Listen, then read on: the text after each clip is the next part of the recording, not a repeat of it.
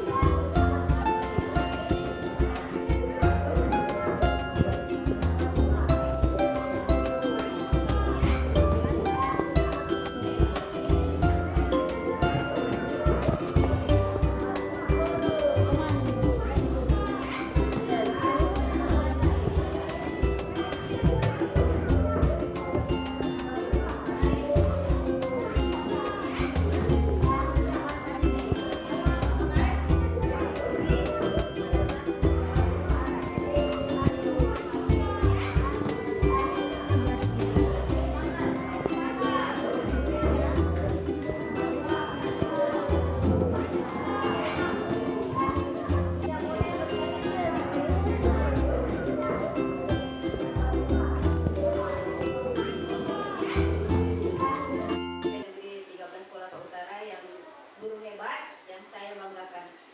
Alhamdulillah hari ini kita patut bersyukur kepada Allah Subhanahu wa taala karena telah memberikan nikmat sehat, kesempatan sehingga kita dapat berkumpul di tempat ini.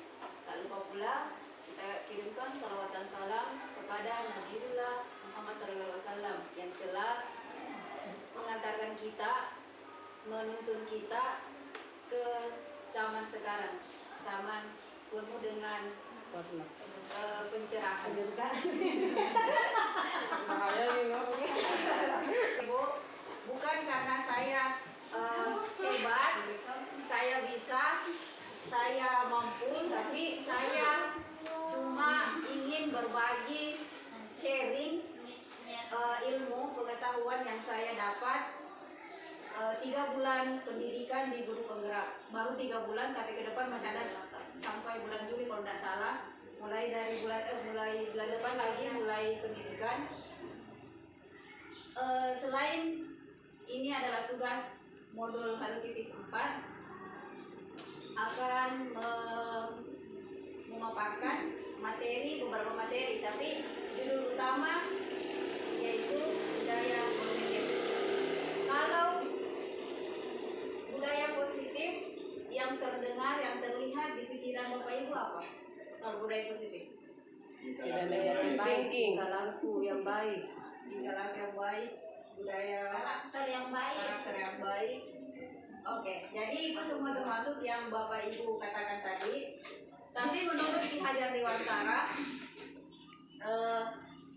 saya sebelum saya masuk di sini, saya ada kutipan dari saya kutip dari Bapak Ki Hajar Dewantara bilang begini.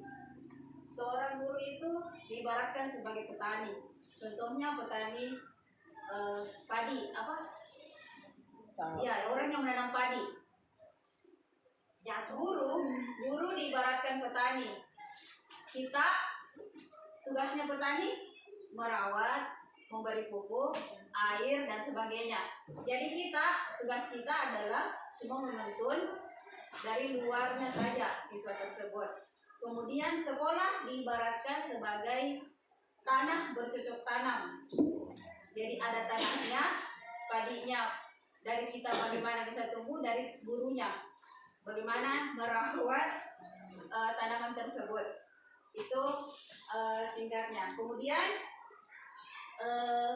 selanjutnya, dengan demikian salah satu tanggung jawab seorang guru adalah menciptakan lingkungan yang positif. Selain guru, semua warga sekolah harus bekerja sama, saling belajar, saling berbagi untuk menciptakan kondisi positif tersebut. Kemudian dari lingkungan positif akan tercipta kebiasaan-kebiasaan positif pula. Kemudian juga setelah kebiasaan positif terbentuk, akan tumbuh karakter yang baik. Ini disebut dengan budaya positif. Saya lanjut.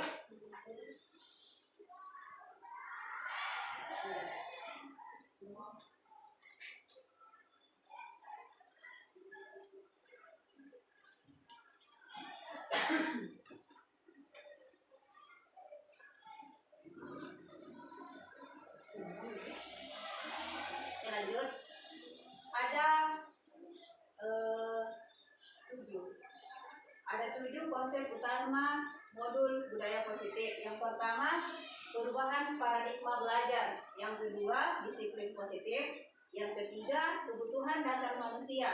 Yang keempat, motivasi perilaku manusia. Yang kelima, posisi kontrol restitusi. Yang keenam, keyakinan kelas. Kemudian yang ketujuh, segitiga restitusi. Oke, saya akan bahas satu-satu. Kita mulai dari pembelajaran dengan paradigma baru atau perubahan paradigma baru. Pembelajaran dengan paradigma baru dirancang berdasarkan prinsip pembelajaran yang berdiferensiasi, sehingga setiap murid yang belajar sesuai dengan kebutuhan dari tahap perkembangan untuk mewujudkan profil pelajar Pancasila. Mungkin Bapak Ibu sering mendengar profil pelajar Pancasila. Nanti ada juga, saya jelaskan sebentar. Ada muncul di sini profil pelajar Pancasila. Ada berapa Bapak Ibu? Pelajar Pancasila ada 6. Yang pertama, beriman bertakwa kepada Tuhan Yang Maha Esa dan berakhlak mulia. Yang kedua, kebinekaan global. Yang ketiga, bergotong royong. Yang keempat, kreatif. Yang kelima, bernalar kritis. Yang keenam, mandiri. Jadi keenam ini tujuan utamanya nanti dengan memakai kurikulum merdeka, tujuannya adalah membentuk pelajar Pancasila. Yes, yang saya bilang itu hari kurikulum 2013 tidak jauh beda dengan kurikulum merdeka. Oke, ada yang tahu pembelajaran berdiferensiasi itu seperti apa? Pernah dengar? Pernah. Apa namanya? Bukan itu berdiferensiasi, bukan. Apakah? Diferensiasi tapi kan berarti bukan terfokus pada peserta didik. Boleh, salah satunya different yang berbeda toh, yes. menyatukan Dalam perbedaan. bahasa Inggris different itu adalah berbeda-beda. Maksudnya apa? Dalam pembelajaran di kelas kita harus memperhatikan siswa, karakternya, sikapnya di kelas, bagaimana, kebutuhannya apa, itu disebut pembelajaran yang berdiferensiasi.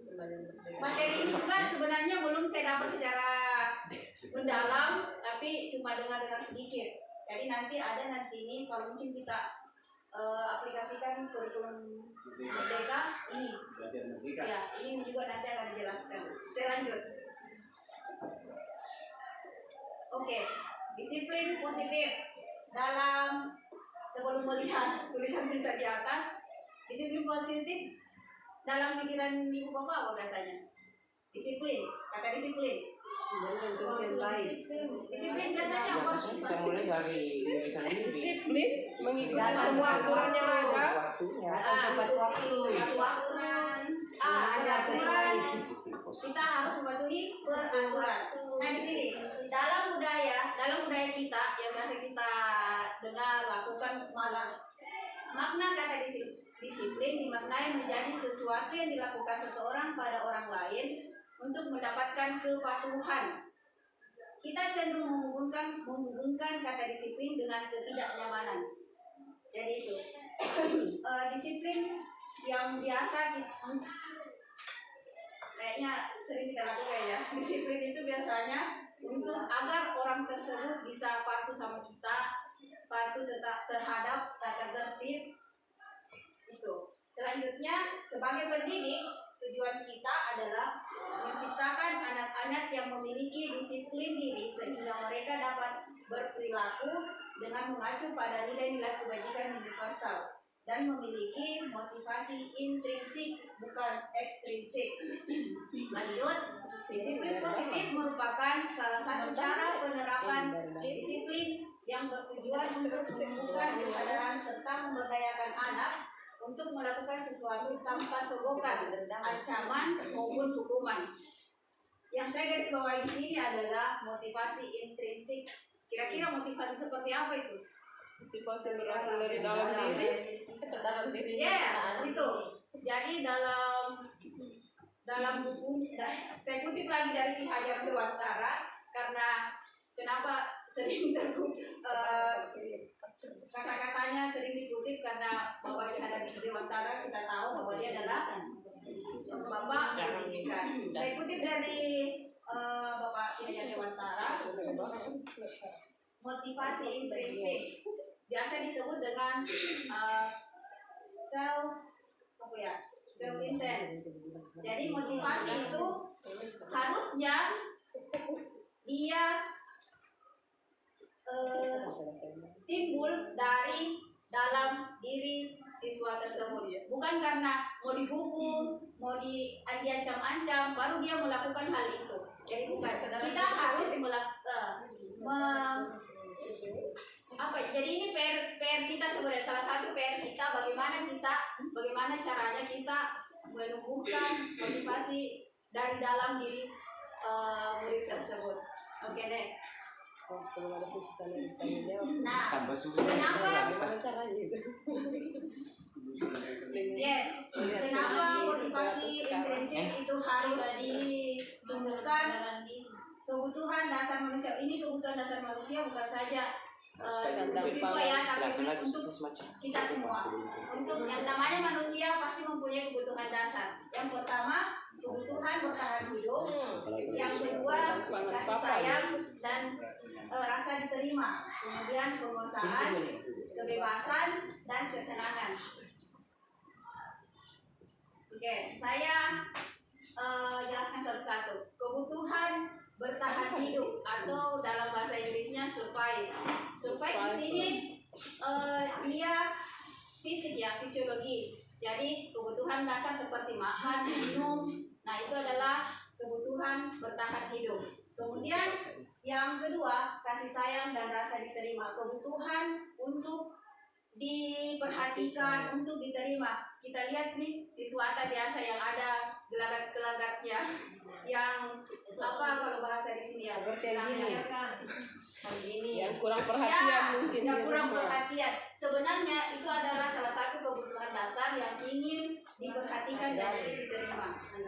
Kemudian penguasaan sama dengan kalau bahasa Inggrisnya itu ada freedom. Freedom itu penguasaan. Misalnya ada siswa yang satu orang di kelas yang ingin menindas teman-temannya. Nah, itu adalah sebenarnya adalah kebutuhan dasar untuk menguasai. Itu adalah salah satu kebutuhan dasar sebenarnya. Kemudian yang keempat, kebebasan. Oh, ini tadi sorry. Kebebasan itu adalah freedom ya. Kebebasan di sini adalah ketika anak-anak ditegur tapi dia tetap melakukan. Nah, itu adalah kebebasan. Sebenarnya adalah salah satu kebutuhan dasar. Kemudian yang kelima, kesenangan. Jadi anak-anak biasanya anak-anak ribut. Ya sekarang ada lagi permainan anak-anak yang kalau istirahat lari keliling sekolah. Nah, itu adalah salah satu kesenangan. Itu adalah kebutuhan dasar manusia. Iya. Oke, karena adanya kebutuhan dasar manusia, motivasi perilaku tersebut muncul. Motivasi merupakan dorongan yang timbul pada diri seseorang secara sadar atau tidak sadar untuk melakukan suatu tindakan dengan tujuan tertentu. Misal begini, anak-anak yang tadi saya contohkan yang suka lari-lari di sekolah misalnya, itu adalah karena dorongan motivasinya untuk karena kebutuhannya juga, selain dorongan dia karena kebutuhan dasarnya untuk mendapatkan kesenangan atau rasa bahagia. Kemudian ada 3 motivasi perilaku manusia. Yang pertama, menghindari ketidaknyamanan dan hukuman. Apa yang dimaksud? Murid melakukan disiplin karena ia takut dihukum. Ini merupakan motivasi ekstrinsik. Jadi tadi kita sepakat ya, motivasi intrinsik itu dari dalam diri harus ditumbuhkan oleh anak tersebut. Jadi ini ketika anak-anak menghindari ketidaknyamanan dan hukuman, itu adalah masih ekstrinsik. Terus yang kedua, mendapatkan imbalan, penghargaan dari orang lain. Murid melakukan disiplin karena ia mendapatkan imbalan. Ini merupakan motivasi ekstrinsik. Sepertinya saya mungkin khusus pernah melakukan ini. Murid melakukan disiplin, dikasih imbalan atau hadiah karena supaya dia tidak melakukan hal tersebut. Terus yang ketiga, menjadi orang yang mereka inginkan dan menghargai diri sendiri dengan nilai-nilai yang mereka percaya. Murid melakukan disiplin karena sadar akan nilai kebajikan dirinya. Ini merupakan motivasi intrinsik. Nah, ini adalah yang ketiga yang harus ditumbuhkan pada diri anak, dan bagaimana kita sebagai guru cara menumbuhkan motivasi intrinsik tersebut. Lanjut. Nah, konsep disiplin dengan identitas gagal. Pertama, yes, ada gagal berarti ada sukses. Bagaimana caranya sukses? Kita ke gagal dulu. Konsep disiplin dengan identitas gagal yang pertama, memberi hukuman. Memberi hukuman itu menyakitkan, tidak nyaman, murid merasa takut. Kemudian murid terpaksa melakukan itu karena ada hukuman. Kemudian selanjutnya murid menyembunyikan kesalahan, pasti bohong. Kalau jujur pasti dihukum. Nah itu. Kemudian murid menjadi rendah diri. Rendah diri sini dimaksud misal kita hukum anak tersebut merasa terpojok ya, merasa rendah diri. Kemudian penghargaan sebenarnya itu tidak efektif. Kemudian selanjutnya merusak hubungan atau sifat diri. Misal begini, misal di kelas kita kasih anak-anak permen misalnya, teman yang lainnya pasti iri. Oh, ya Allah, dia aja yang dikasih, kenapa kita tidak? Oh, harus gini melakukan sesuatu supaya dapat penghargaan. Kemudian yang ketiga, mematikan kreativitas. Mematikan kreativitas di sini misal begini. Anak ini mendapatkan misalnya nilai 70 di semua temannya, nilai tertinggi misalnya. Sebenarnya anak tersebut bisa meningkatkan nilainya menjadi 80, 90 atau sampai bahkan 100, tapi karena dikasih penghargaan dia puas nilai 70 tersebut. Kemudian selanjutnya menghubung dengan sistem ranking. Nah, entah saya belum, kalau di rapor adakah hasilnya? Ada, masih ada ya. Seharusnya di rapor itu tidak ada ranking. Harusnya yes. Nanti, oke. Merampas hak menghargai diri sendiri sini ya. Merampas hak menghargai diri sendiri. Seperti tadi yang saya contohkan yang pada tadi itu. Artinya merampas hak diri sendiri. Ada tadi saya jelaskan. Saya next langsung. Oke, ini yang pasti penasaran. Tadi ada gagal, ada sukses. Konsep disiplin dengan identitas sukses. Ada dua. Yang pertama, konsekuensi. Jadi ketika anak melakukan perbuatan kesalahan, ada konsekuensinya. Yang pertama, penguatan jangka pendek. Saya ambil contoh. Misal ada anak-anak menumpahkan air botol di kelasnya. Botol teman-temannya, botol minum ceritanya. Jadi anak tersebut konsekuensinya apa? Disuruh lap kan? Disuruh bersihkan sendiri. Itu adalah penguatan, tapi tidak terset di sini ya, penguatan jangka pendek namanya. Kemudian perlu monitoring berkelanjutan. Misal ada seperti itu pasti dimonitor terus di kelasnya. Apakah ada kesalahan atau tidak. Kemudian stimulus respon pada saat anak tersebut melakukan menumpahkan air tersebut di meja misalnya, guru melakukan apa? Ayo itu dilap, bukan dari kesadaran sendiri, di stimulus. Kemudian responnya anak-anak langsung melap, jadi itu adalah stimulus respon. Kemudian murid menghormati peraturan, jadi murid pasti sebenarnya murid menghormati peraturan. Kemudian yang terakhir, kehilangan waktu untuk merenungi kesalahan. Tidak ada waktu untuk apa yang saya lakukan ini karena saya melakukan itu karena langsung disuruh sama gurunya untuk kemudian ini sebenarnya yang paling bagus dan mudah-mudahan bisa diterapkan, restitusi. Pertama, murid bertanggung jawab untuk perilakunya. Tanpa disuruh, mereka langsung berkilah karena merasa ada tanggung jawab karena dia melakukan kesalahan. Kemudian yang kedua, fokus pada pemecahan masalah jangka panjang.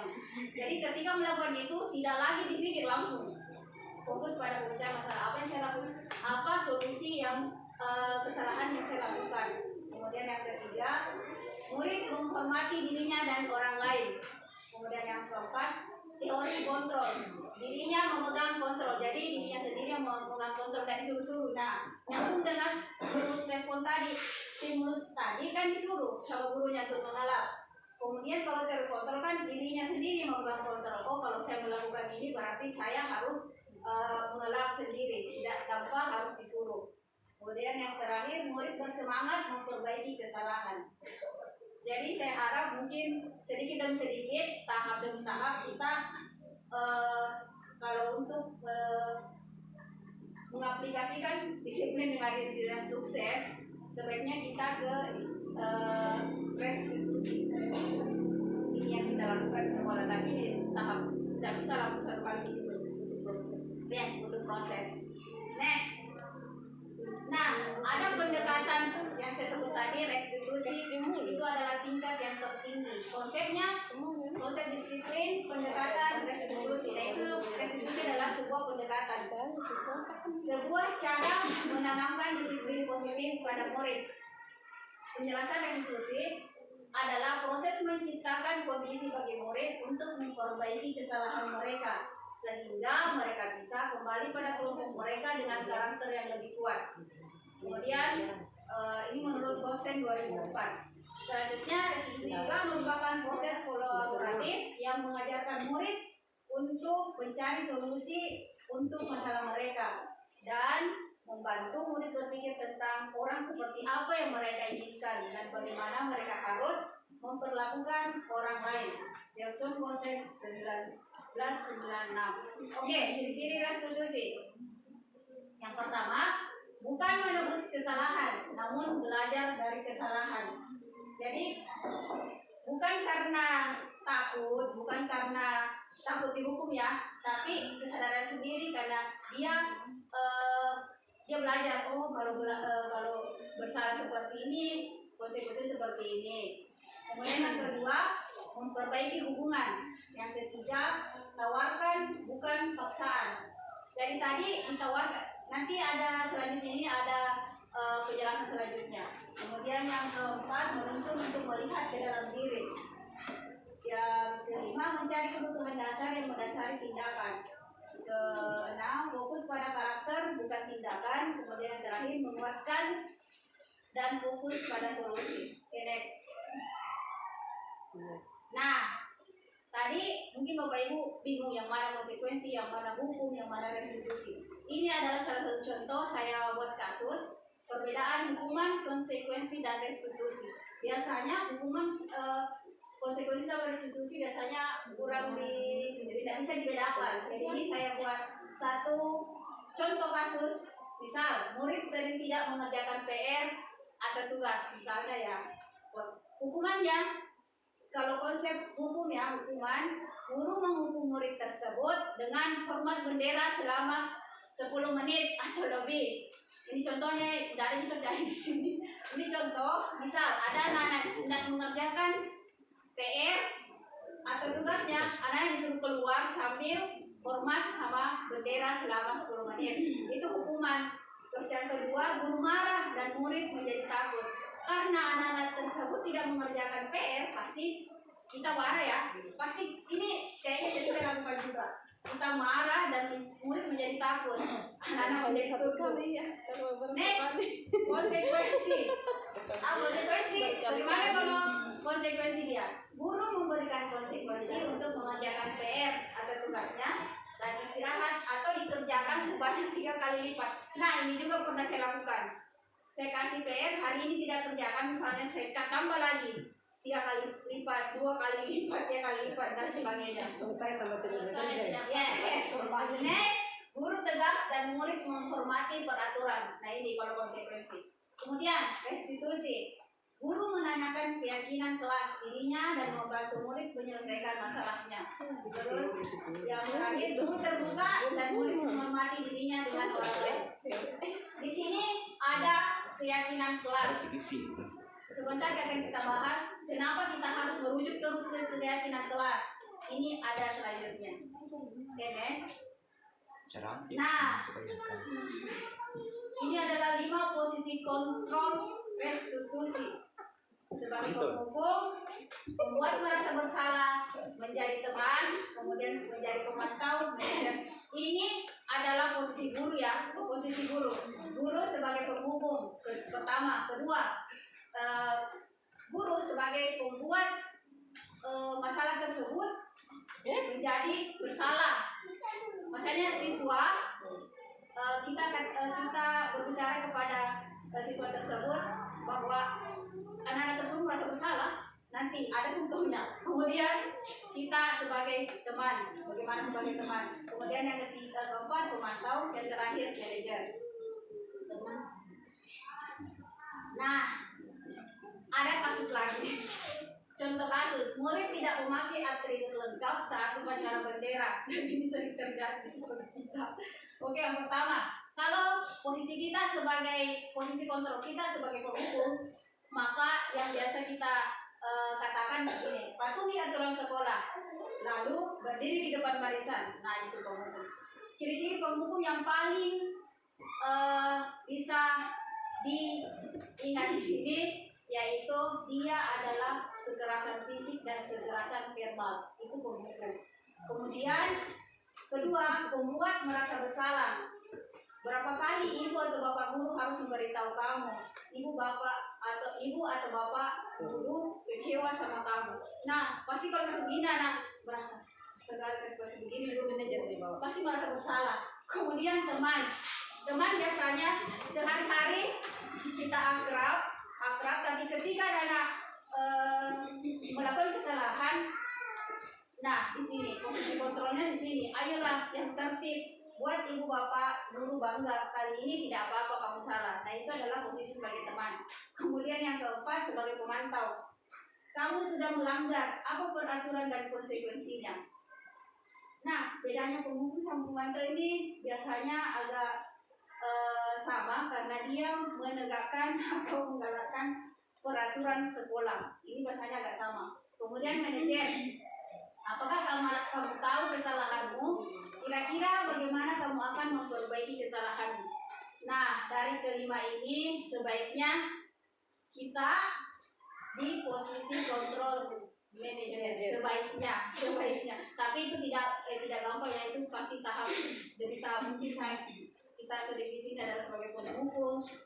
Keempatnya pasti pernah. Kalau manajer kayaknya jarang deh. Next. Nah, sebelum lanjut saya tadi sudah menjelaskan tentang keyakinan kelas. Ada saya tadi di layar tentang keyakinan kelas. Apa sih itu keyakinan kelas? Yang pertama, mengapa keyakinan kelas? Mengapa tidak peraturan kelas? Kan biasanya kan peraturan kelas. Ini keyakinan kelas.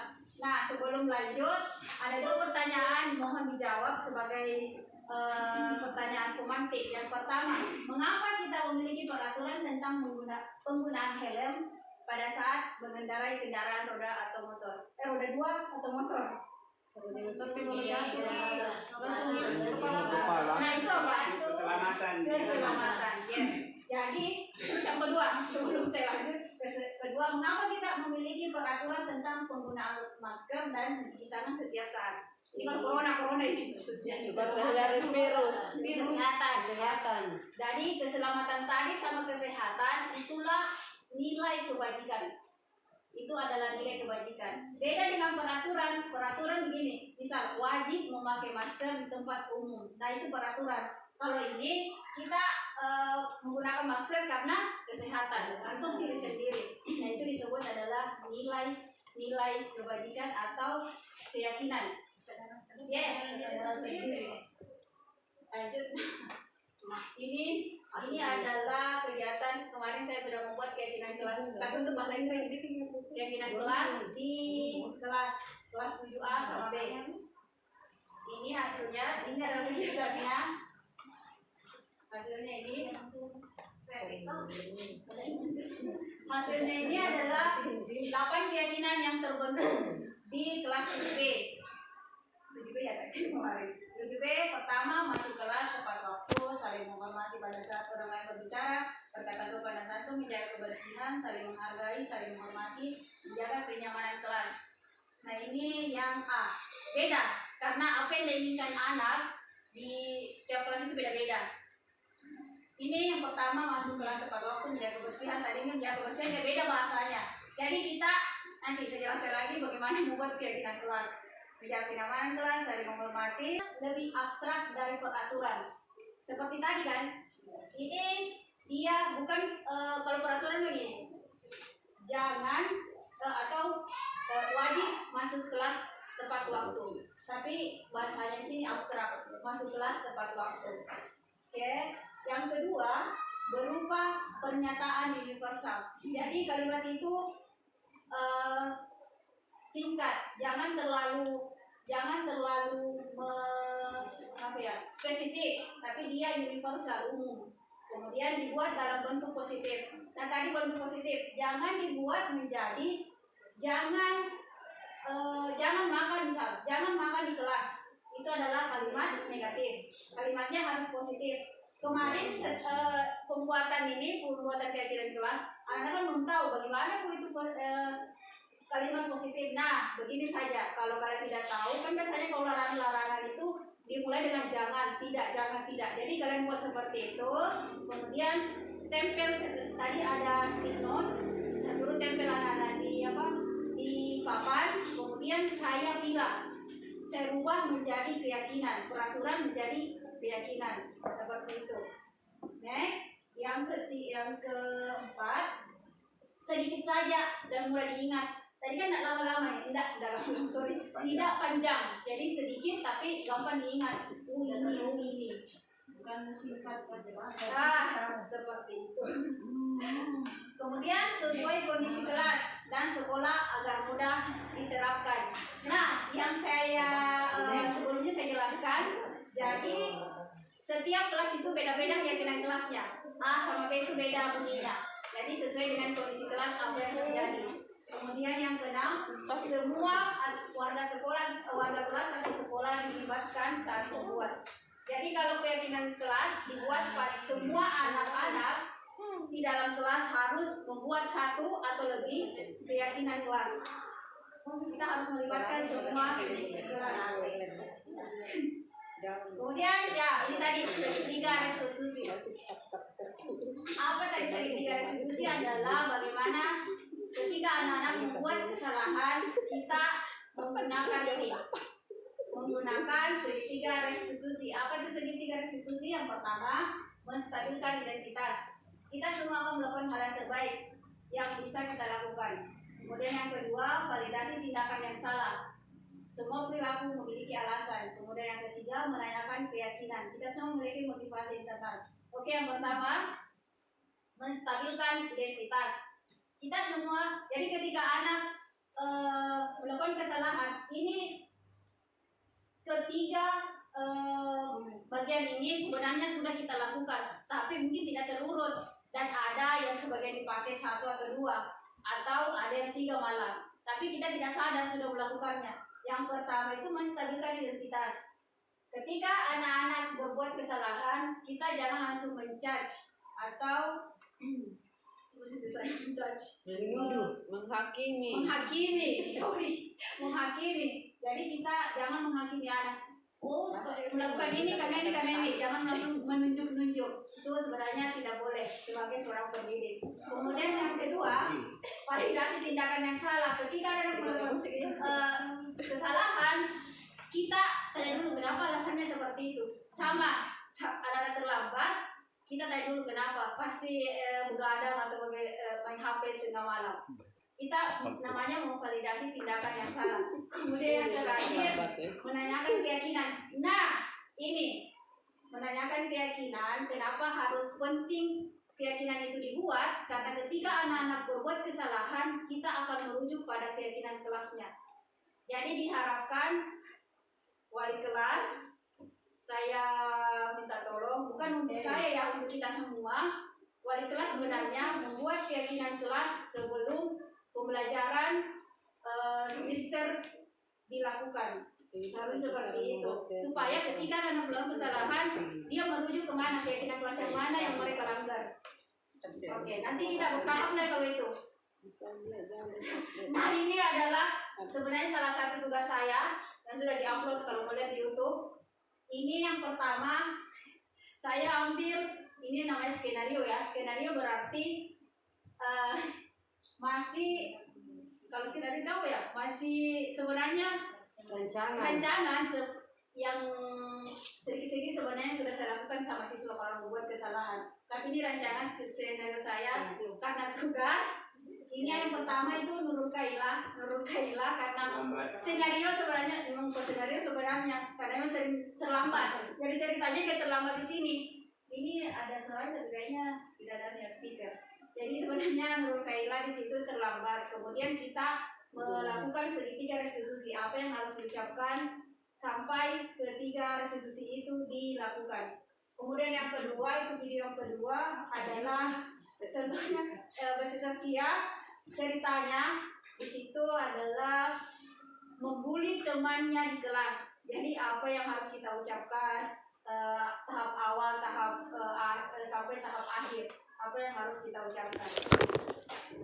Oke, nanti kita akan diskusi lagi lebih dalam tentang ini kalau ada yang belum dipahami atau seperti apa. Oke, terakhir ini saya kutip dari Standar Nasional Pendidikan. Dalam menerapkan program disiplin positif, hendaknya guru memiliki standar kepribadian profesional dan sosial yang baik, di mana guru mampu berefleksi pada posisi kontrolnya saat ini. Jadi tadi posisi kontrol itu ada 5. Kemudian bagaimana perjalanan dirinya sebagai seorang amo, ya, posisi manajer yang menuntun murid-murid menjadi insan yang mandiri, merdeka, dan bertanggung jawab. dan menggerakkan. Terakhir, semoga sesi belajar kita hari ini membawa manfaat sehingga mewujudkan pelajar profil Pancasila.